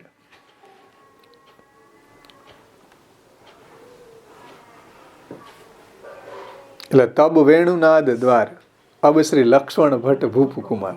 ત્યારે વેણુનાદ દ્વારા પ્રભુ એને ફલદાન કર્યું. અત્યારે ભગવાનની ઈચ્છા મહાપ્રભુજી દ્વારા, મહાપ્રભુજીની વાણી દ્વારા ફલદાન કરવાની ઈચ્છા છે. એટલે તબ વેણુના એસી બંસી બાજી બન ઘન મેં વ્યાપર હિ ધ્વનિ મહામુનિની કી સમાધિ લાગી. એમાં આવે તબ વેણુનાદ દ્વાર અબ શ્રી લક્ષ્મણ ભટ્ટ ભૂપકુમાર પદ્મનાભ દૈવોદ્ધાર અર્થ ત્યાગી એસી બંસી બાજી. તો અત્યારે આપણે મહાપ્રભુજીની વાણીનું અવગાહન કરીએ તો જ આપણે આગળ વધી શકીએ પ્રભુની દિશામાં. વચનાવલી લેશ પછી કે આ વસ્તુ કે મને કોઈ શાસ્ત્ર દ્વારા સમજાવી દે નહીં કરે કેમ કે જો મારી ખોટી વાત હોય તો બીજી કોઈ આમ બાકી શાસ્ત્ર મન ઘડી કોઈ કે અર્થ કરે તો હું સ્વીકારવા તૈયાર નથી. શાસ્ત્રનું પ્રમાણ બતાવી મને કે એટલે બાકી આ કે ગંગારામને ભેજમ નથી આવ્યા. ગંગા રામ કી સમજ में नहीं આવે એવું ગીત છે ઈ કે છે ને કે મને સમજાવી દે શાસ્ત્રથી તો હું સ્વીકારી લેવી કે ગંગારામનું ભેજું જેવું ભગવાન કર્યું તો શું કરે કોઈ બધાય પણ બિચારા સૃષ્ટિમાં કોઈ કઈ સમજાવ્યું જ નથી કોઈ દી. ષોડશ ગ્રંથ જોયા ન હોય ને હું આપણે ત્યારે 92 માં થઈ હતી 1992 માં કાંઈ આરામ એક ગ્રંથ કોઈ ખોઈલો હોય જોયો હોય છેલ્લે એમ કે છે કે ભિક્ષા માંગવી બ્રાહ્મણ માટે બહુ ઓલું છે એમ. છેલ્લે કે હું કે જગન્ય કોટીનો બ્રાહ્મણ છું ને ભિક્ષામાં માંગુ છું પણ તમે કે મહાપ્રભુના સિદ્ધાંતને અનુસરીને સેવા કરો એ મને ભિક્ષા આપો એ કે કેવું મસ્ત વાક્ય. એટલે મારે બીજી ભિક્ષા ન જોતી ભલે હું જગન્ય કોટી કહેવાય એમ ભિક્ષા માંગવી તો હું એવો જગન્ય કોટીનો બ્રાહ્મણ બનવા તૈયાર છું કે બહુ ત્યારે જ સિદ્ધાંતનું બધું સમજાયું ને.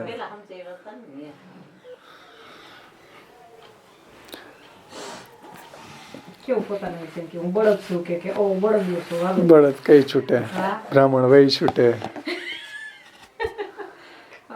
જો તો ખરા કેટલી બિચારા એટલી મહેનત કરે છતાં આપણા જેવા કઈ નથી પીડી.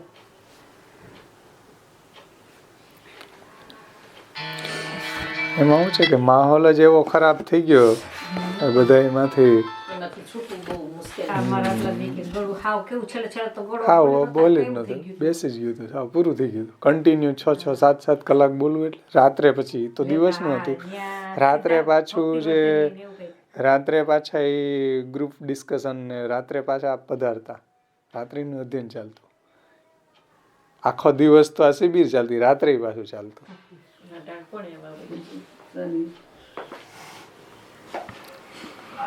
પણ એ પાયો હતો ઈ જે સિદ્ધાંત ને એ પાયો હતો.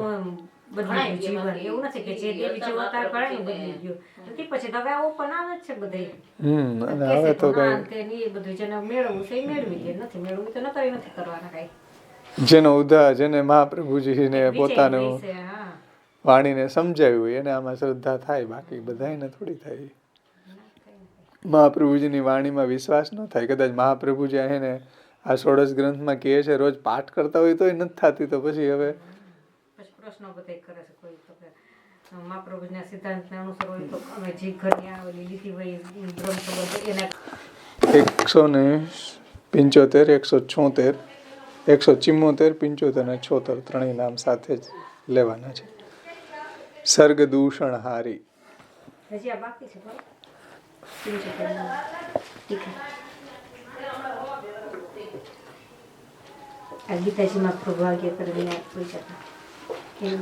ભિદ્યંતે હૃદય ગ્રંથિ છિદ્યંતે સર્વ સંશયાત. પરમાત્માના સ્વરૂપનો પ્રકાશ અંતઃકરણમાં થવાથી હૃદયની અજ્ઞાન રૂપી ગ્રંથિઓ છેદાઈ જાય છે અને સર્વ સંશયો એના ગ્રંથિ ભેદાઈ જાય છે અને સર્વ સંશયો એના છેદાઈ જાય છે.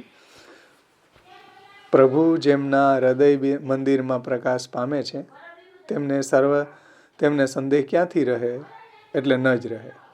પરમાત્મા જેમને ઉપદેશદાતા છે તે ભગવદીજનો શંકા કલંકોથી રહિત બની અને પ્રભુપદને પ્રાપ્ત કરે જ એમાં કોઈ આશ્ચર્ય જેવું નથી.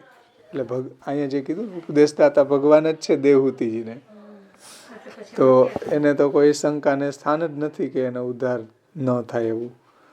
એટલે એવા ભગવદીઓને તો કોઈ શંકા કલંકોથી રહિત બની અને પ્રભુપદને પ્રાપ્ત કરે જ છે, એમાં કોઈ આશ્ચર્ય જેવું નથી, એમાં કોઈ સંશય નથી એમ. પણ એ ભગવાનની જે વાણી છે એનું પણ જો આજે કોઈ અવલંબન કરે તો એને પણ ભગવાનની પ્રાપ્તિ થાય છે. એ રીતે વિશારદ જોયું. પછી સર્વદૂષણહારી 176મું નામ છે. સર્ગ દૂષણહારી, સર્ગ યાની સૃષ્ટિના દૂષણને હરણ કરનારા ભગવાન છે. સર્ગ યાની સૃષ્ટિના દૂષણને હરનારા એવા ભગવાન છે. અને બીજો અર્થ રઘુનાથજી કરે છે સૃષ્ટિએ કરેલા દૂષણને હરવાના સ્વભાવવાળા. સૃષ્ટિના દૂષણને હરણ કરનારા સર્ગદૂષણહારી અને સૃષ્ટિએ કરેલા દૂષણને હરવાના સ્વભાવવાળા એવા ભગવાન છે. એમાં રઘુનાથજી સમજાવે છે એનો પહેલો અર્થ કે સૃષ્ટિના દૂષણને હરનારા એટલે શું?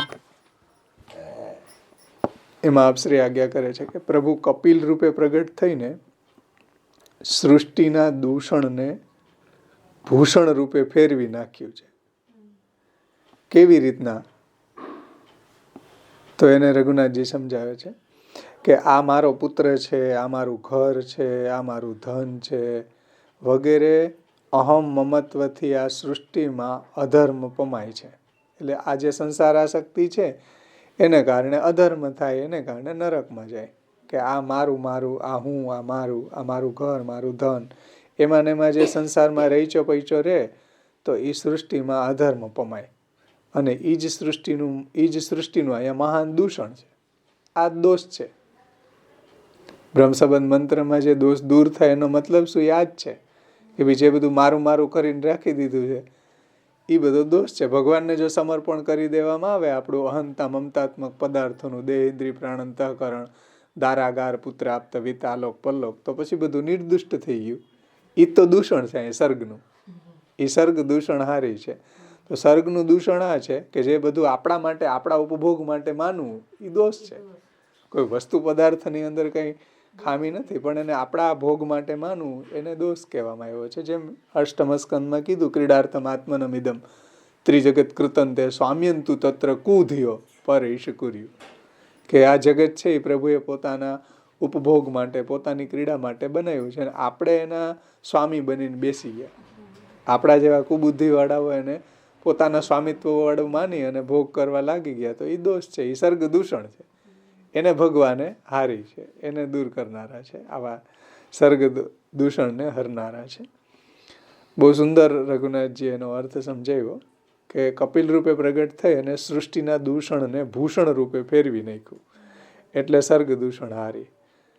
કેમ કે આ મારો પુત્ર, મારું ઘર, મારું ધન વગેરે અહંતા મમત્વથી આ સૃષ્ટિમાં અધર્મ થાય છે, પમાય છે. અને એ જ સૃષ્ટિનું મહાન દૂષણ છે કે આ સૃષ્ટિ ભગવાને પોતાના ઉપભોગ માટે બનાવી છે અને એને આપણા જેવા કુબુદ્ધિવાળા હોય એને આપણા ઉપભોગ માટે જ્યારે એને કરવા લાગી જાય, ઉપભોગ કરવા લાગી જાય તો એ દૂષણ છે. પરંતુ પ્રભુએ પ્રગટ થઈ અને એમાં જ્ઞાન પ્રસરાવી અને એ દૂષણને દૂર કર્યું છે એટલે સર્ગ દૂષણ હારી. કે આપે એમાં જ્ઞાન પ્રસરાવી સાચો ઉપદેશ આપીને એ દૂષણને દૂર કર્યું છે એમ. અને ધર્મ પ્રસરાવ્યો એટલે દૂષણને દૂર કર્યું છે અને ધર્મને પ્રસરાવ્યો છે કે આ રીતે એને સમર્પણ કરવું જોઈએ પ્રભુને. આ મારું ઘર, મારો પુત્ર, મારું ધન, એ બ્રહ્મસંબંધ મંત્રનો સેન્ટ્રલ આઈડિયા છે.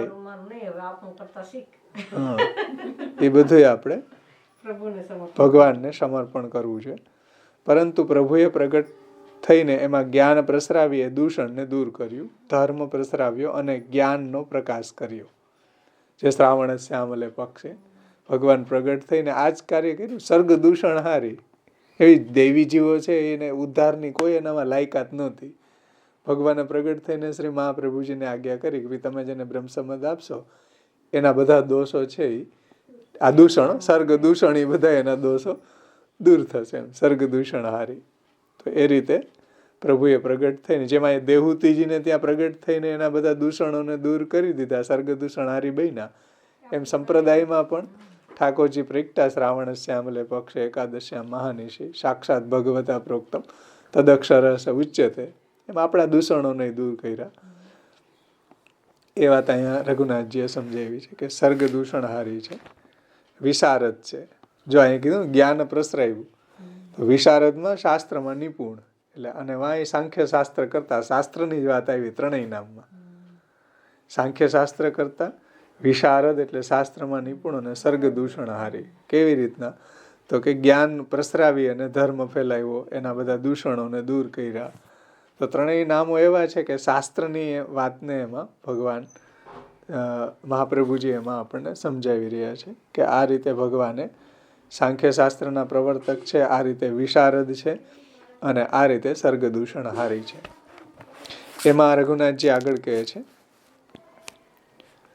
કે આ રીતે દૂષણને દૂર કર્યું ને ધર્મને પ્રસરાવ્યો અને જ્ઞાનનો પ્રકાશ કર્યો, એટલે મનુષ્યો એ સૃષ્ટિમાં તેવા જ્ઞાનને મેળવી અને પ્રભુપદને પ્રાપ્ત થવા લાગ્યા. એટલે આવું ભગવાને જે જ્ઞાનનો પ્રચાર કર્યો, એનાથી શું થયું, બધા દેવીજીઓ વગેરે જ્ઞાનને મેળવી અને પ્રભુપદને, ભગવાનની પ્રાપ્તિ એને થવા લાગી. એટલે સર્ગ દૂષણ હારી, આવો એના દૂષણને પ્રભુએ દૂર કર્યું, અને એને એવા ભક્તિ માર્ગ કે જ્ઞાન માર્ગ કે ઉપાસના માર્ગ કે કર્મ માર્ગ વગેરે એને એવા દૂષણને દૂરે કર્યું અને ભૂષણ રૂપ બનાવ્યા. માટે એ સૃષ્ટિ દૂષણ રૂપ છતાં પણ ભૂષણ રૂપ બની ગઈ. આ સર્ગ જે છે, બધી સૃષ્ટિ છે, એ બધા દૂષણ રૂપ હતા. પેલા સંસારમાં આસક્ત હતા, પછી એને ભગવાનના શરણાગત બનાવ્યા, ભગવાનની ભક્તિના માર્ગે એને દોર્યા, એ ભૂષણ રૂપ થઈ ગયા. એ જ તો સૃષ્ટિ દૂષણ રૂપ છતાં પણ ભૂષણ રૂપ બની, એ પ્રભુનો જ પ્રભાવ છે, અને એનું કારણ અહીંયા ભગવાન જ છે. એટલે જુઓ, નામમાં સૃષ્ટિએ કરેલા દૂષણને, એટલે આ સંસારાશક્તિ, એને હરવાના સ્વભાવવાળા એવા ભગવાન છે કે જે મારો પુત્ર, મારું ધન, મારું ઘર વગેરે જેટલી બી આપણી અહંતા મમતાત્મક પદાર્થો છે, એ બધું ભગવાનમાં સમર્પણ કરવાથી એ બધા આપણા જે દૂષણો છે એ બધા દૂર થઈ જાય છે. એટલે દૂષણને હરવાના સ્વભાવવાળા પ્રભુ છે. માટે એ સૃષ્ટિ દૂષણ રૂપ છતાં પણ ભૂષણ રૂપ બની છે, અને એ પ્રભુનો જ પ્રભાવ છે. પ્રભુ જ એના દૂષણને હરનારા છે. ભગવાન સિવાય કોઈ આ રીતે દૂષણને ન હારી શકે.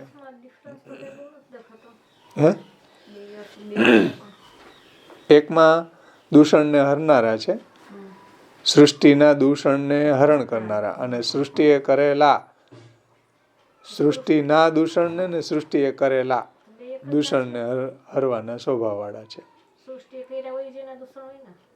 સૃષ્ટિ એટલે આપણે જે મારો પુત્ર, મારું ઘર, મારું ધન, એ જે કર્યું ને, અહંતા મમતા આપણે જ્યાં લગાડવાની હતી ત્યાં ન લગાડી અને સંસારમાં લગાડી, એને હરવાના સ્વભાવવાળા, અને કપિલ રૂપે પ્રગટ થઈને સૃષ્ટિના દૂષણને ભૂષણ રૂપે ફેરવી નાખવાવાળા. તો જે દૂષણ હતું, જે મારું મારું હતું, એ બધું આપણે ભગવાનમાં સમર્પિત થયું તો એ ભૂષણ રૂપ થઈ ગયું એમ. અને એવા જે દૂષણ હતા એને હરવું જરૂરી હતું એમ, કે જેનો આપણે ભગવાનમાં એનું સબ્લિમેશન ન થાય તો એને હરણ કરવું જોઈએ ને એમ. બે રીતે, એક તો દૂષણને ભૂષણ રૂપ બનાવવું, અને દૂષણ ભૂષણ રૂપ ન બને તો શું કરવું, એને હરવું એમ. એટલે એને હરવાની વાત છે, બે વાત છે.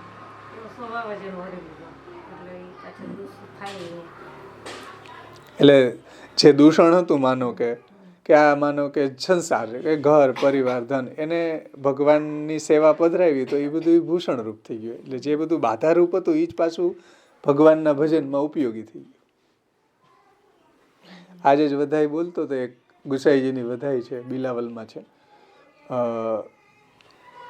કલયુગ મેં દ્વાપર કીનો શ્રી વિઠ્ઠલેશ આવે એમાં કે ભાઈ કલિયુગની અંદર દ્વાપર કર્યો. દ્વાપર એટલે દ્વાપરમાં જેમ ભગવાને બધા ભક્તોનો ઉદ્ધાર કર્યો એમ કલિયુગમાં ગુસાઈજીએ કર્યું.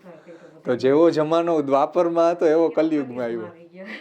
બહુ મસ્ત બધાય છે, બહુ સુંદર એમાં અષ્ટસખાઓએ સમજાવ્યું છે. કલિયુગની અંદર બાકી દ્વાપરમાં જેમ ઉદ્ધાર થયો ભગવાનના પ્રાગટ્યથી બધાયનો, એવી રીતના ગુસાઈજીએ પણ દૈવી જીવોનો કલિયુગમાં દ્વાપર પ્રગટ કરી દીધો. તો આવું કાલનું રિવર્સ કરી દે ગુસાઈજી કે ભાઈ કલિયુગની અંદર એવી ભક્તિને પ્રચાર કર્યો ગુસાઈજીએ કે દ્વાપરમાં જેમ ભક્તોનો નિરોધ થતો અને ભગવાનની પ્રાપ્તિ થતી એવી જ ભગવત પ્રાપ્તિ કલિયુગમાં પણ થઈ શકે. એટલે કલિયુગ મેં દ્વાપર કીનો.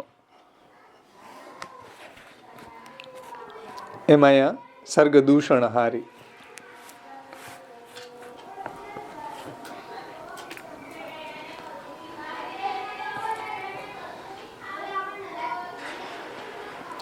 અને બીજી એક ખાસ વાત આમાં કે જ્ઞાન પ્રસરાવી અને દૂષણને દૂર કર્યું અને ધર્મ પ્રસરાવી, એમ બે વાત કરી. દૂષણ હારી એ છે, અનિષ્ટ નિવારક એ છે અને ઈષ્ટની પ્રાપકતા કરે એમ કે ભાઈ એને ધર્મ પ્રસરાવ્યો એટલે બધા છે પોતાનો ધર્મનું આચરણ કરી અને ભગવત પ્રાપ્તિ કરી શકે. બે કર્યું છે. અને જે દૂષણ રૂપ હતું એને ભૂષણ રૂપ બનાવ્યું છે. સંસાર છે એ દૂષણ રૂપ હતો પણ એને જો ભગવાનમાં જોડી દેવામાં આવે તો એ બધું ભક્ત્યાત્મક બની ગયું, એની ભક્તિ થઈ ગઈ. એટલે ત્રણેય રીત આને સમજવાનું છે કે જે દૂષણ રૂપ હતું એને ભૂષણ રૂપ કર્યું, પછી જે ભૂષણ રૂપ નહોતું થતું એને દૂર કર્યું અને ધર્મ વગેરે પ્રસરાવી અને બધાને જ્ઞાનનો પ્રકાશ કર્યો. આ રીતે અહીંયા રઘુનાથજીએ સમજાવ્યું છે. તો ત્રણેય નામો તમે જુઓ, સાંખ્ય શાસ્ત્ર કરતા, વિશારદ અને સર્ગ દૂષણ હારી, એ 35 થી 40 શ્લોકમાં આ નામોને શ્રી મહાપ્રભુજી એમાંથી સમજાવ્યા છે. એમાં 35મા શ્લોકમાં ભગવાન કહે છે, એટલે ભગવાન જે કરદમ ઋષિને કહે છે એ સંદર્ભમાંથી આ નામો સમજાવ્યા છે. એમાં સાંખ્ય શાસ્ત્રમાં તો આ 40મો શ્લોક આપેલો જ છે, રઘુનાથજીએ જ આપેલો છે. એમાં ભગવાન કહે છે 35મા શ્લોકમાં કે હે સત્ય, લોકમાં કહેલું લોકને પ્રમાણ ગણાય છે. હે મુનિ, મેં તમને જે વાત કહી હતી કે હું તમારે ત્યાં પ્રગટ થઈશ તે પ્રમાણે હું તમારે ત્યાં પ્રગટ થયો છું. મોક્ષની ઈચ્છાવાળાઓ માટે દુષ્ટ દેહનો સંબંધ છોડાવવાને, તત્વની સંખ્યા ગણાવવાને અને આત્માનું યોગ્ય દર્શન કરાવવાને હું પ્રગટ થયો છું એમ સમજો. આ જો સાંખ્ય શાસ્ત્ર કરતા મોક્ષની ઈચ્છાવાળા માટે દુષ્ટ દેહનો સંબંધ છોડાવવાને માટે, તત્વની સંખ્યા ગણાવવાને માટે અને આત્માનું યોગ્ય દર્શન કરાવવાને માટે હું પ્રગટ થયો છું એમ સમજો. જે સાંખ્ય શાસ્ત્ર કરતા વિશારદ, શાસ્ત્રમાં નિપુણ.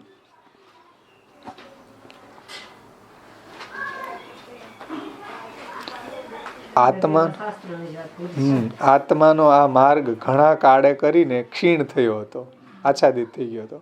હાલમાં નાશ થવા પામ્યો છે આ સાંખ્ય માર્ગ.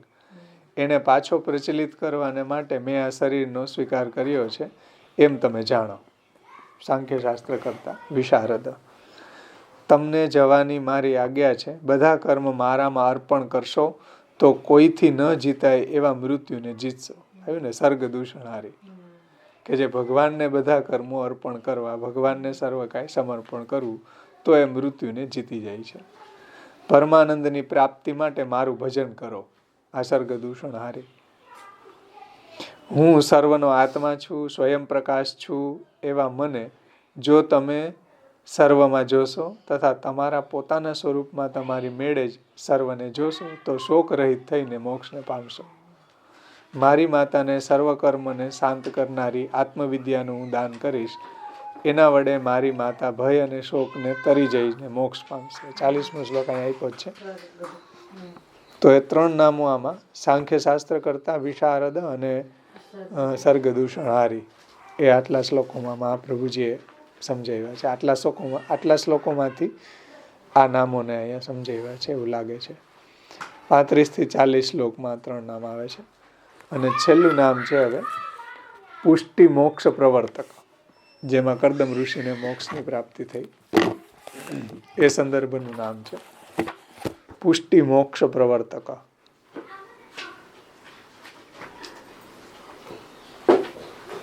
177મું નામ. પુષ્ટિ મોક્ષ પ્રવર્તકના 3 અર્થો રઘુનાથજી સમજાવે છે.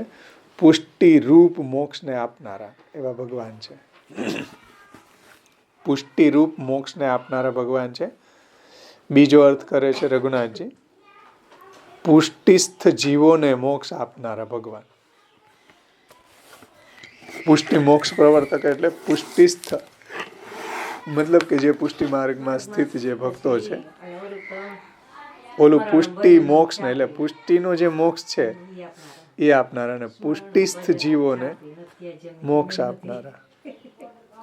અને ત્રીજો અર્થ છે પુષ્ટિ વડે મોક્ષને પ્રવર્તાવનારા, એટલે અનુગ્રહથી પુષ્ટિ વડે મોક્ષને પ્રવર્તાવનારા. 3 અર્થો રઘુનાથજીએ સમજાવ્યા છે. ટીકામાં પણ 3 અર્થને સમજાવે છે. એમાં પહેલો અર્થ પુષ્ટિ મોક્ષ પ્રવર્તક એટલે પુષ્ટિ રૂપ મોક્ષને આપનારા ભગવાન છે. ભગવાનના અનુગ્રહને પુષ્ટિ કહેવાય છે. એવા પુષ્ટિ માર્ગના ભગવાનની આનંદમય લીલામાં પ્રવેશ રૂપ મોક્ષને અર્પણ કરનાર. જો પુષ્ટિ રૂપ મોક્ષ એટલે શું, તો કે પુષ્ટિ રૂપ મોક્ષ એટલે ભગવાનની લીલામાં, આનંદમય લીલામાં પ્રવેશ, જેને મહાપ્રભુજી સેવા ફલમાં કહે છે કે અલૌકિક સામર્થ્ય સાયુજ્યમ સેવા ઉપયોગી દેહો વૈકુંઠાદિશુ સેવાયામ ફલત્રયમ. સેવામાં આવા 3 ફલોની પ્રાપ્તિ થાય છે, અલૌકિક સામર્થ્ય, સાયુજ્ય અને સેવા ઉપયોગી દેહ. એની જ વાત અહીં રઘુનાથજી સમજાવે છે શ્રી મહાપ્રભુજીનું તાત્પર્ય કે ભગવાનની આનંદમય લીલામાં પ્રવેશ રૂપ. જો પહેલું અર્થ પુષ્ટિ રૂપ મોક્ષને, પુષ્ટિ રૂપ મોક્ષ એટલે શું, તો કે ભગવાનની આનંદમય લીલામાં પ્રવેશ, એવા મોક્ષને અર્પણ કરનાર. તેમ પ્રભુનો અનુગ્રહ કૃપા મેળવનાર પુષ્ટિસ્થ. હવે બીજો અર્થ પુષ્ટિસ્થ જીવોને મોક્ષ આપનારા. એને રઘુનાથજી સમજાવે છે કે પ્રભુનો અનુગ્રહ એટલે કે કૃપા મેળવનાર પુષ્ટિસ્થ દૈવી જીવોને પણ વ્રજચંદ્રની અલૌકિક આનંદાત્મક લીલામાં પ્રવેશ રૂપી મોક્ષને અર્પણ કરનારા આપ શ્રી કૃષ્ણચંદ્ર પૂર્ણ પુરુષોત્તમ જ છે. એટલે જે દૈવી જીવો છે એની ઉપર પ્રભુ આ રીતે કૃપા કરી અને એને પુષ્ટિ ભક્તિ માર્ગી મોક્ષ આપનારા છે. પુષ્ટિસ્થ જીવોને આવો મોક્ષ એટલે કે આવું નિત્ય લીલાની પ્રાપ્તિ રૂપી ફલ, અલૌકિક આનંદ રસાત્મક લીલામાં પ્રવેશ રૂપી મોક્ષને અર્પણ કરનારા પ્રભુ જ છે, શ્રી કૃષ્ણચંદ્ર છે. આ બીજો અર્થ. પછી ત્રીજો અર્થ પુષ્ટિ વડે, એને સમજાવે છે પુષ્ટિ વડે મોક્ષને પ્રવર્તાવનારા. પ્રભુ પુષ્ટિ વડે પોતાના અનુગ્રહ વડે જ, પુષ્ટિ વડે એટલે ભગવાન અનુગ્રહ વડે જ ભગવદીઓને મોક્ષ આપે છે. ત્યારે જ એમને ભગવાનના આનંદિક રસ સ્વરૂપનો અનુભવ થાય છે. એટલે ભગવાનના અનુગ્રહથી જ આવું ફલ મળે છે. એટલે શ્રી મહાપ્રભુજીએ સેવા ફલમાં કીધું કે ફલમ વા યધિકારો વા ન કાલો અત્ર નિયામક પરંતુ અનુગ્રહ નિયામક. અહીંયા કોઈ કાલ નિયામક નથી કે આટલા ટાઈમે સેવા કરીએ તો મળે, નહીં. ભગવાનનો અનુગ્રહ નિયામક છે. હવે પ્રભુ અનુગ્રહ કરે ત્યારે મળે એને ફલ. એટલે શ્રી રઘુનાથજી અહીંયા સમજાવે છે ત્રીજો અર્થ પુષ્ટિ વડે મોક્ષને પ્રવર્તાવનાર. પ્રભુ પુષ્ટિ વડે પોતાના અનુગ્રહ વડે જ ભગવદીઓને મોક્ષ આપે છે. ત્યારે જ એમને ભગવાનના આનંદિક સ્વરૂપનો અનુભવ થાય છે. પ્રભુની કૃપા વિના તેને મોક્ષ મળી શકતો નથી. માટે જ પુષ્ટિ વડે મોક્ષ આપનારા પ્રભુ છે એમ કહ્યું છે. આ રીતે 3 અર્થોને અહીંયા સમજાવ્યા. હવે એને આ અત્યારે જે સેન્ટેન્સ ચાલી રહ્યો છે લીલાનો, આ અધ્યાયનો, એને સમજાવે છે કે અત્યારે કર્દમ ઋષિને આવો મોક્ષ આપ્યો છે ભગવાને. એને સમજાવે છે રઘુનાથજી કે કર્દમ મુનિને તેવો જ મોક્ષ પ્રભુએ આપ્યો, પુષ્ટિ મોક્ષ, પુષ્ટિ રૂપ મોક્ષ એમ. એટલે સાયુજ્ય, જે આમાં અધ્યાયમાં લાસ્ટમાં જોયું હતું ને આપણે.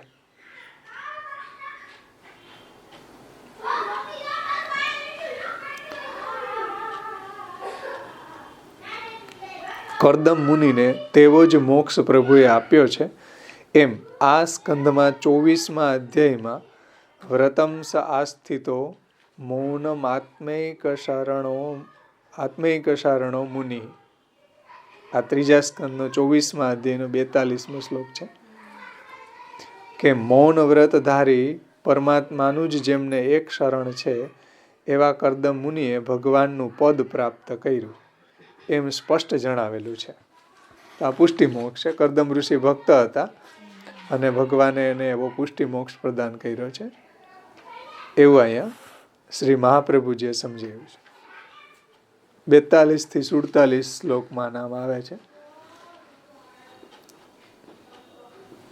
42મો શ્લોક તો ટાઈકો જ છે રઘુનાથજીએ, કે ત્યારે એમણે મૌન વ્રત ધારણ કર્યું અને એક આત્માને જ રક્ષક તરીકે માની અગ્નિ અને ઘરનો ત્યાગ કરી સંગ છોડી પૃથ્વીમાં પર્યટન કરવા લાગ્યા. કાર્યકારણથી પર એવા બ્રહ્મમાં એમણે પોતાના મનનો યોગ કર્યો, જેનાથી ગુણોનો આભાસ થાય છે, છતાં જે ગુણ રહિત છે એવા બ્રહ્મમાં એકાંત ભક્તિ વડે મનને એકાગ્ર કર્યું. આત્મામાં દ્રષ્ટિ પરોવી અહંતા મમતા છોડી દીધી અને સુખ દુઃખ વગેરે દ્વંદ્વો ત્યજી દઈ તરંગો શાંત થયા. જેમ તરંગો શાંત થતા જેવો સમુદ્ર જણાય એવા ધીર અને શાંત થઈ અંતરદ્રષ્ટિવાળા થયા. એમણે સર્વજ્ઞ અને અંતરદ્રષ્ટિથી દેખાતા વાસુદેવ ભગવાનમાં પરમ ભક્તિ ભાવ વડે પોતાના આત્માને જોડ્યો. તેથી તેઓ બધા જ બંધનોથી મુક્ત થઈ ગયા. ત્યાર પછી તેઓ આત્મારૂપ ભગવાન સર્વભૂતોમાં રહ્યા છે, તેમજ સર્વભૂત ભગવદ રૂપ પોતાના આત્મામાં રહેલા છે, જે આપણે ત્યાં સર્વાત્મ ભાવ છે એમ જોવા લાગ્યા. જે આપણે ત્યાં સર્વાત્મ ભાવમાં આ વાત છે, સર્વસ્વીન આત્મભાવ, બધી જગ્યાએ પુરુષોત્તમની સ્ફૂર્તિ થવી એ આપણે ત્યાં સર્વાત્મ ભાવ છે. અને બધાની પુરુષોત્તમમાં સ્ફૂર્તિ થવી એ સંયોગકાલીન સર્વાત્મ ભાવ છે, વિયોગકાલીન સર્વાત્મ ભાવ છે. અને છેલ્લે એમણે ઈચ્છા અને દ્વેષનો ત્યાગ કરી દીધા અને સર્વત્ર સમાન ચિત્તવૃત્તિ કરી દીધી અને પ્રેમ લક્ષણા ભક્તિ પ્રાપ્ત કરી અને ભગવદ ગતિને પામ્યા. જ્યાં કીધું પુષ્ટિ મોક્ષ પ્રવર્તક, એ ભગવદ ગતિને પ્રાપ્ત થયા, ભગવાનના સાયુજ્યને પ્રાપ્ત કર્યું. એમ આપણે સુબોધનીજીમાં પણ જોયું હતું. તો આ રીતે એકદમ થોડી પ્રક્રિયા આપણાથી અલગ છે, પણ વાત ઈ જ છે પુષ્ટિ મોક્ષની.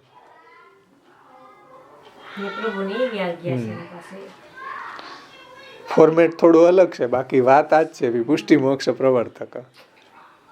એ જો સ્મરણ અને ભજનમાં જે ચતુશ્લોકીમાં કીધું સ્મરણમ ભજન ચાપી ન ત્યાજ્ય મિતિમેમતી, એની કક્ષા એ આવી ગયા કે જો મૌન ધારણ કરી લીધું, એ એક આત્માને જ રક્ષક તરીકે માની અને આ બધું છોડી દીધું અને એમાં જ મગ્ન રહેતા, પ્રેમ લક્ષણા ભક્તિ પ્રાપ્ત કરી લીધી, ભક્તિ યોગ વડે મનને એકાગ્ર કરી દીધું ભગવાનમાં. એ શું તન્મય થઈ ગયા પ્રભુમાં એવા. અને પછી એવો આત્મારૂપ ભગવાન સર્વભૂતોમાં રહ્યા છે, એમ સર્વભૂત ભગવદ રૂપ પોતાના આત્મામાં રહેલા એમ જોવા લાગ્યા. અને પછી છેલ્લે એને એવી રીતના પ્રેમ લક્ષણા ભક્તિ પ્રાપ્ત કરી લીધી અને ભગવત પદને પ્રાપ્ત થયા. આ રીતે બહુ સુંદર મહાપ્રભુજીએ આ અધ્યાયમાં નામોને સમજાવ્યા. એના દ્વારા આપણને એ આખો અધ્યાયનું રહસ્ય પણ સમજાવ્યું કે આ અધ્યાયમાં કઈ રીતે ભગવાનની લીલા છે એ સમજાવી. કે જ્ઞાન અવતાર, શાંતાત્મા, કપિલ, કાલનાશક, ત્રિગુણાધિપતિ, સાંખ્ય શાસ્ત્ર કરતા, વિશારદ, સર્ગદૂષણહારી અને પુષ્ટિ મોક્ષ પ્રવર્તક. આટલા નામો મહાપ્રભુજી આમાં આ અધ્યાયની અંદર લીધા છે. અને કઈ રીતે આ ભગવાનની લીલા છે એ આપણને સમજાવ્યું. નહીતર તો આપણને લાગે કે આ કર્દમ ઋષિની વાત છે, આ તો દેવહૂતિજીની વાત. પણ એ એક ભગવાનની લીલા છે કે દેવહૂતિજીને પણ મુક્તિ પ્રદાન કરવા માટે પ્રભુ પ્રગટ થયા છે. અને કર્દમને પણ ભગવત પ્રાપ્તિ કઈ રીતે થાય એનો બધો ઉપદેશ ભગવાને પાછો આપ્યો છે, વિશારદ છે. અહીંયા અધ્યાય શ્રી મહાપ્રભુજી કૃપાથી આપણો સંપન્ન થયો. એનું ભાગવતાર્થ પણ જોઈ લીધું અને પુરુષોત્તમ સહસ્ત્ર નામ સુબોધની બધું આપણું ગાન થઈ ગયું. હવે તમારે કીર્તન ભક્તિ કરવાની.